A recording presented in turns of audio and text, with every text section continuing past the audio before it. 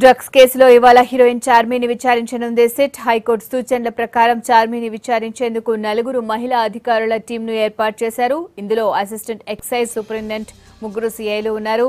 Kelvin gang తో పాటు కుదూస్, వాహెద్లతో పరిచయం ఉందా, ఎప్పుడైనా వాళ్లతో మాట్లాడారా అన్న విషయాలపై చార్మిని ప్రశ్నించే అవకాశం ఉంది. డ్రగ్స్ ముఠాతో సినీ ప్రముఖులకు లింకులపై కూడా ఆరా తీసే ఛాన్స్ ఉంది. ఉదయం 10 గంటల నుంచి సాయంత్రం 5 గంటల వరకు విచారణ కొనసాగనుంది. అయితే చార్మి బ్లడ్ నమూనాలను బలవంతంగా సేకరించవద్దని కోర్టు చెప్పింది.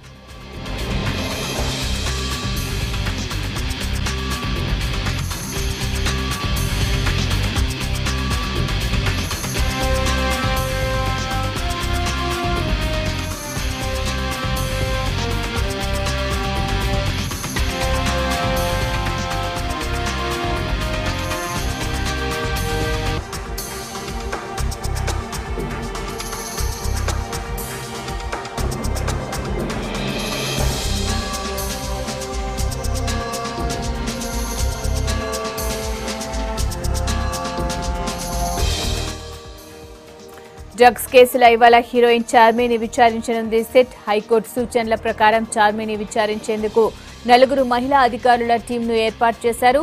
ఇందులో అసిస్టెంట్ ఎక్సైజ్ సూపరింటెండెంట్, ముగ్గురు సీఐలు ఉన్నారు.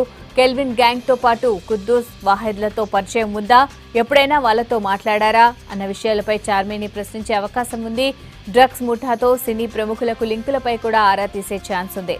ఉదయం 10 గంటల నుంచి సాయంత్రం 5 గంటల వరకు విచారణ కొనసాగనుంది.